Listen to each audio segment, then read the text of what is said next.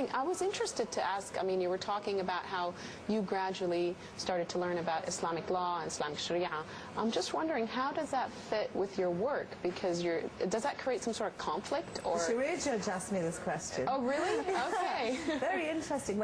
We had a delegation of our most senior judges out to Pakistan recently, because we've signed bilateral agreements with them about returning children and matters of this sort. And before they arrived, the Sharia judges in Pakistan read our Children's Act. And when they arrived, they said there is nothing in your law that contradicts anything in Sharia law. Yeah. There is no difficulties about that. It's one of the things I think a lot of people don't realize. You know, people that have studied Western law and Islamic law, just so much of law is rooted in common sense. It's rooted in very rational principles. I mean, the majority of Islamic law. In fact, I think a lot of Western people, when they study Islamic marital laws, are actually shocked at how progressive a lot of the laws are. I mean, that's more... You're smiling. That means you've studied it? I have been studying it. Yeah, I see the smile. I've recently spoken to a female professor of Sharia law at Lahore University and a female professor of law, Professor Ali, at Warwick University here, who was Minister for Women's Development in Pakistan, but she's an English professor of law. They both told me within 3 weeks the same story, that when they lecture on Sharia family law, particularly the rights that women have, the demands they can make for their nikah contract, the male students all say, you're making this up. No, they don't believe it. This is the male Muslim students. Yeah. You're making this up. You're only saying this to please the girls. Yeah. Would you prefer to have somebody that decided to marry another woman as a husband? You decided to marry another woman, or would you rather have somebody that is just married to you but perhaps has extramarital affairs that you don't know about?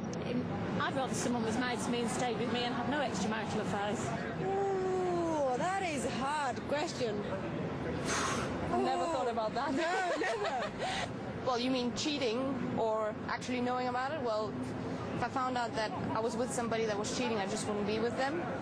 And I think it's totally wrong. I can't see why they should have 4 wives. Why? You know, to me, marriage is like love and trust and, you know, all that. What do you think about polygamy just in general? I mean, as long as women happy to be like in this kind of relations, I think it's fine. But if they kind of want just like one man, and then I think it's wrong. And I think if men can do that, that women can do that as well. So one woman can have like few guys. Well, so I don't know. Well, I wanted to ask you, when we were, talking about legal systems, we spoke about other countries that maybe didn't allow the woman to come forth for her rights because she was scared in some way that she may have other rights taken away from her. Look at legal systems throughout the world, and really, it isn't a question of the laws you have. Yes, true. It's a question of whether men or women feel able to access those courts. The courts have to be. And when the judge asked me last week, when he said to me about the value of women judges, I said, it's not when women are judges in a system.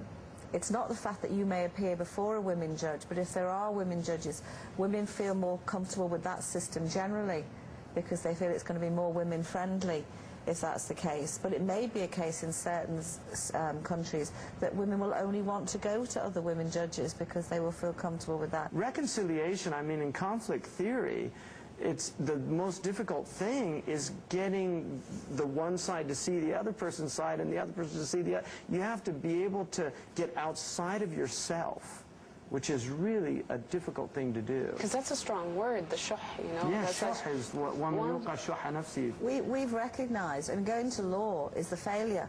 If anybody gets to me, there's been a failure. Yes. And we've recognized this. If anybody gets to you, sorry, if you actually have to get to me as a family law judge, with you failed. I see. Yeah, and I actually regard any case that actually fights in front of me as a failure, because at every stage, even if it gets to me as the court, I will do everything I can to get that couple to negotiate and to settle either on their own or with help from advisors. And we've now made this the central tenet of our whole family law system, whether it's about money or divorce or the children, that we do everything to help that couple and that family to at least come to an agreement, if they can't be reconciled as a family, to come to agreements about those issues. Now, I think what we very much need, while we're developing that, is that we need a system certainly throughout the United Kingdom, that Muslim families have got somewhere safe and appropriate and neutral and they can do that they can go to, where so law should be the last resort. It's surgery. Yeah. But we don't have that, and I'm hoping the Jewish community does have it. They have a wonderful system. Yeah. I was going to ask feel you. Full rights there. They feel safe to go there. And they use their halakha law. They use it for contracts. They use it any disputes in the I mean, that's the beauty of it. We have the same thing in the U.S. that you can actually set up. They're like people's courts where people sign an agreement and then it becomes legally binding. Yes. They have to take the arbitrator's decision. But throughout this country, we have women who are trained lawyers, often because of hijab, are not working because they have difficulty getting into firms. Oh, really? Who could take part in this process. Yeah. Why aren't they working? Just discrimination. And we've seen that. What's interesting is we've seen that in every country we've been to. Yeah. We've had women complain to us that they can't get jobs wearing the hijab. And I met a woman in one of the Arab countries. I could tell she was a devout woman just from her face. And so I was surprised she didn't have hijab on. And then as we were leaving, she said to me, "I'm really thinking about quitting this job." And I said, "Why?" And she says, "Because right when I get to the door, I take off my hijab. And when I finish my job, right when I get to the door, I put it back on because they won't allow me to wear the hijab. And you know, this is what I was trained in, and in this field in our country, you can't get a job wearing the hijab." And I was so distressed to hear that. You know, what humiliation to be in a Muslim country. I mean, it's one thing in the UK where people are just unaccustomed to this, but to be in a Muslim country where you can't wear a hijab. I've gone through a real issue with girls who've said this to me. I mean, should I say to them? Because in England, once you had the job, they could never sack you. And in fact, once you had the job and you wore your hijab, people would get used to it within a week or so, and that would be the end of it. So therefore, should I advise these girls, highly qualified girls who can't get jobs because of it, and they can never prove of that, because there are 200 applicants for every job anyway, take it off for the interview and put it back on next week when you've got the job. Now that's a real moral dilemma, because do we need those women in those positions, in those firms, and once they're there, and that's called a nazila. I was going to ask you, what is this? That is a nazila. I don't know what to say to a nazila. I mean, that is a nazila, and that's where you would really need somebody like Sheikh Ali Juma or Sheikh Abdullah bin Bayya, somebody at that level that could really be able to take that. I mean, I wouldn't want the responsibility of saying, I could have an opinion, but I don't want the responsibility of... We'll have to put you through to Sheikh Ali Juma. We met him in Egypt. He's wonderful, Again, Judge Marilyn, it's always wonderful to see you, and I'm really happy with, you know, I actually feel just very honored to have people like you coming into Islam and honoring the community. The Prophet ﷺ made a dua about Sayyidina Umar, Allahumma a'izz al-Islam bi ahad al-Umarain, you know, make Islam strong with one of the Umars. And it was Umar ibn al-Khattab that Allah chose to answer that prayer. But it's one of the things that strengthens Islam.